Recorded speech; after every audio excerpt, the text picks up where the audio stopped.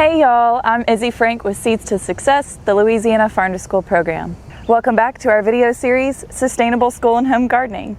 In this video, we'll be demonstrating the process of installing a brand new container garden. This video is similar to our video about installing a new raised bed. If you haven't seen that one yet, it's worth watching. For any new garden or additions to an existing one, there are a few key items to consider before we can progress to installation.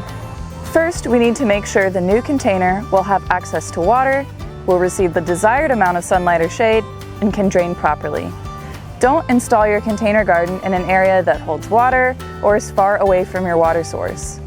A reminder that vegetables and herbs need a minimum of 6 to 8 hours of sunlight per day. The first step in installing a new container garden is prepping the site. We want to make sure we choose a level ground, and if we are placing our containers on grass or bare ground, we may want to consider how we're going to manage the weeds and grass that will grow around our containers. Managing the weeds out here means that you have less weeds to pull in here. You can see this nutsedge that's growing right here. It's climbed right up into our box. If you choose not to have a weed barrier, you need to have a plan in place to manage these weeds, especially in the warmer months when things grow quickly. Some people will place their pots directly onto the grass, but then you gotta weed eat all around your pots, and that can quickly get out of hand in the warmer months when weeds and grass grow fairly quickly. We recommend smothering the weeds and grass by placing sheets of cardboard on the ground, upon which you will place your pots and containers. Make sure you place enough cardboard down that there are no gaps where grass can grow through. We don't want any open spaces between the sheets of cardboard. You will want to consider the size of your barrier. Some folks place enough cardboard down that it extends out from the containers, creating a nice weed barrier or walkway around the containers. Once your containers are positioned on top of the cardboard where you want them, you can fill the containers with media.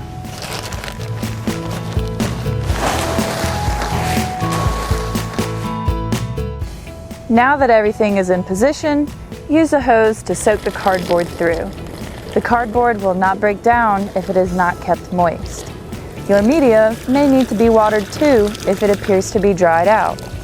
Next, cover the cardboard with mulch, gravel, or stepping stones. In a few weeks, any grass or weeds under the cardboard will decompose and become organic matter. In a few months, the cardboard will decompose too. If you want something that'll last longer than cardboard, you can install a water-permeable landscape fabric underneath instead of cardboard.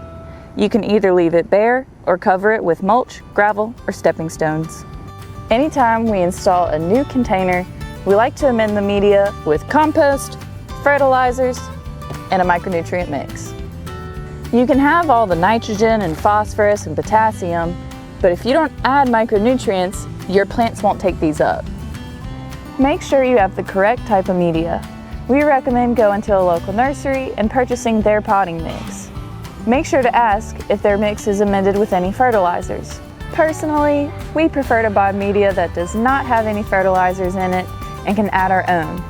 That way, we know exactly what is in the media and can monitor nutrient balances. Make sure you purchase enough media. Calculate cubic feet by multiplying length, width, and height to know how much media you need. The final step in installation is irrigation. There are many ways one can irrigate their container garden, but we highly recommend getting a timer and using spaghetti tubing. This reduces disease caused by wet foliage and conserves water, which saves us money. Irrigation can be expensive, but it will save you time and money for as long as you use it. You can purchase irrigation supplies at local nurseries, hardware stores, and irrigation specialty stores. Now that your irrigation is installed, you're ready to plant your garden. Be sure to water in any new plantings by hand to ensure the soil and their roots are fully saturated. That's it for this episode of Sustainable School and Home Gardening. We hope this helps you get your garden started. Don't forget, go watch our other videos on our channel.